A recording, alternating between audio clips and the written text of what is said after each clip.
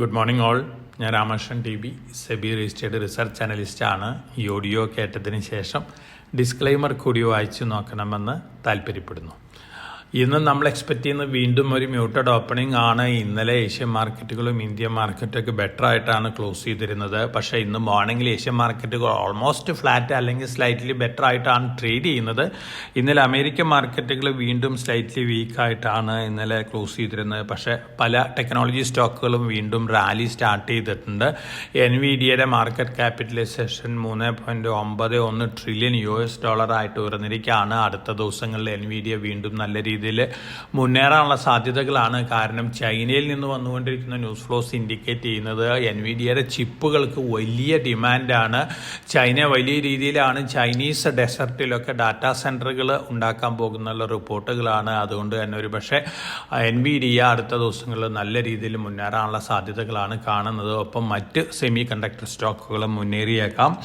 ഒപ്പം ട്രംപിൻ്റെ പുതിയ അനൗൺസ്മെൻറ്റുകൾ വന്നിട്ടുണ്ട്. കോപ്പർ ഇമ്പോർട്ടിന്മേൽ 50% താരിഫ്, ഫാർമസ്യൂട്ടിക്കൽ ഇമ്പോർട്ടിന്മേൽ 200% താരിഫ്. കോപ്പർ ഇമ്പോർട്ടിന്മേലുള്ള താരിഫ് ഓഗസ്റ്റ് 1 മുതൽ ഇമ്പോസ് ചെയ്യുന്നതാണ് അദ്ദേഹം പറഞ്ഞിരിക്കുന്നത്. പക്ഷേ ഫാർമസ്യൂട്ടിക്കൽ താരിഫ് 1.5 വർഷം കഴിഞ്ഞിട്ട് ഇമ്പോസ് ചെയ്യുള്ളൂ. അതിനു മുമ്പ് കമ്പനികൾക്കും രാജ്യങ്ങൾക്കൊക്കെ സമയം കൊടുക്കുകയാണെന്നുള്ള റിപ്പോർട്ടുകളാണ്. അതുകൊണ്ട് ഒരു പക്ഷേ ചെറിയൊരു നീജർക്ക് റിയാക്ഷൻ ഇന്ത്യൻ ഫാർമസ്യൂട്ടിക്കൽ സ്റ്റോക്കുകളിൽ ഉണ്ടായേക്കാം.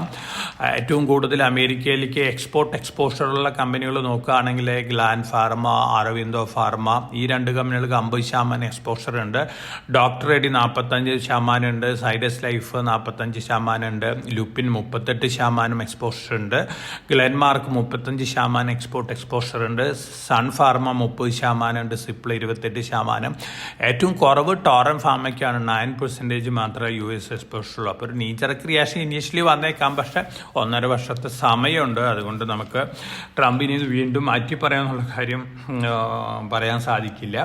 അതോടൊപ്പം തന്നെ ഇന്നലെ യൂറോപ്യൻ മാർക്കറ്റുകൾ ബെറ്റർ ആയിട്ടാണ് ഇന്നലെ ക്ലോസ് ചെയ്തിരിക്കുന്നത്.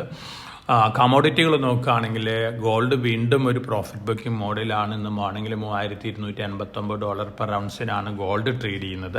സിൽവറും സ്ലൈറ്റ്ലി വീക്കാണ്. കോപ്പർ താരിഫ് അനൗൺസ്മെന്റിന് ശേഷം അമേരിക്കയിൽ കോപ്പർ റെക്കോർഡ് ഹൈ ഹിറ്റ് ചെയ്തിരിക്കുകയാണ്. ലണ്ടൻ മെറ്റൽ സ്റ്റോക്ക് എക്സ്ചേഞ്ച് ആയിട്ട് നോക്കുമ്പോൾ ഹൈ പ്രീമിയത്തിലാണ് അമേരിക്കയിൽ കോപ്പർ ട്രേഡ് ചെയ്യുന്നത്. ഓവറോൾ സെന്റിമെന്റ് കോപ്പറിനെ സംബന്ധിച്ച് ലോങ് റണ്ണിൽ പോസിറ്റീവാണ്.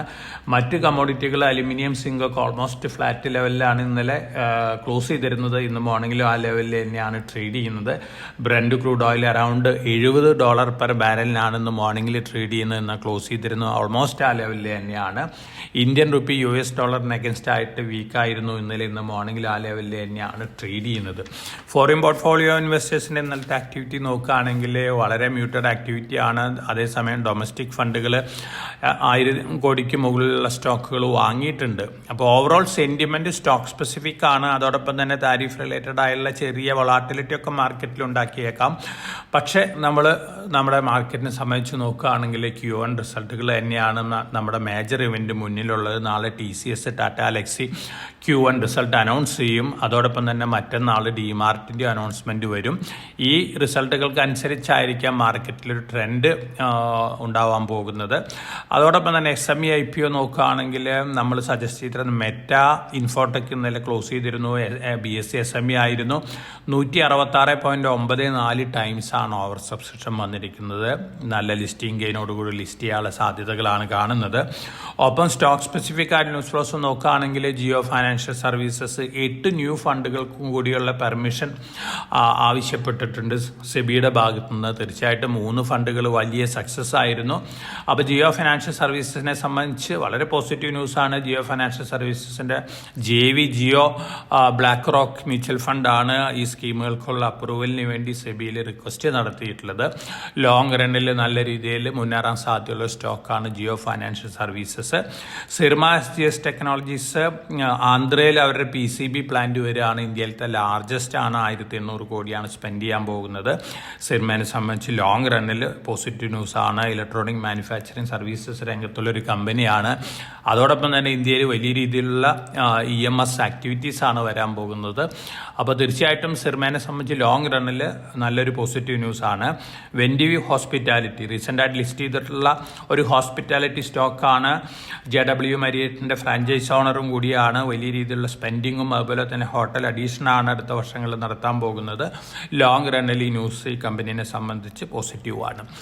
അമേരിക്ക മറ്റ് രാജ്യങ്ങളിൽ മേലെ ഏർപ്പെടുത്തിയിട്ടുള്ള താരിഫുകൾ ഇന്ത്യനെ സംബന്ധിച്ച് പോസിറ്റീവാണ്. പ്രത്യേകിച്ച് അപ്പാരൽസ് ഫുട്വെയർ രംഗത്തുള്ള കമ്പനികളെ സംബന്ധിച്ച് നമ്മൾ എക്സ്പെക്റ്റ് ചെയ്യുന്നത് വളരെ ലോവർ താരിഫാണ് മറ്റ് രാജ്യങ്ങളായിട്ട് കമ്പയർ ചെയ്യുമ്പോൾ. അപ്പോൾ കീറ്റെക്സ് പോലുള്ള ഓഹരികളെ സംബന്ധിച്ച് ന്യൂസ് പോസിറ്റീവാണ്. അപ്പോൾ ഓവറോൾ വന്നുകൊണ്ടിരിക്കുന്ന സ്റ്റോക്ക് സ്പെസിഫിക് ആയിട്ടുള്ള സെക്ടർ സ്പെസിഫിക് ആയിട്ട് ന്യൂസുകളെല്ലാം തന്നെ പോസിറ്റീവാണ്.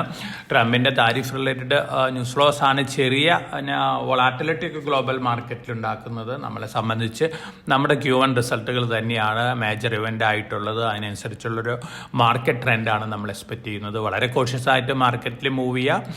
എല്ലാവർക്കും നല്ലൊരു ട്രേഡിൻ്റെ ആശംസിച്ചുകൊണ്ട് ഞാൻ ഇന്നത്തെ പ്രീ മാർക്കറ്റ് കമൻറ്റോട് അവസാനിപ്പിക്കുകയാണ്. Thank you.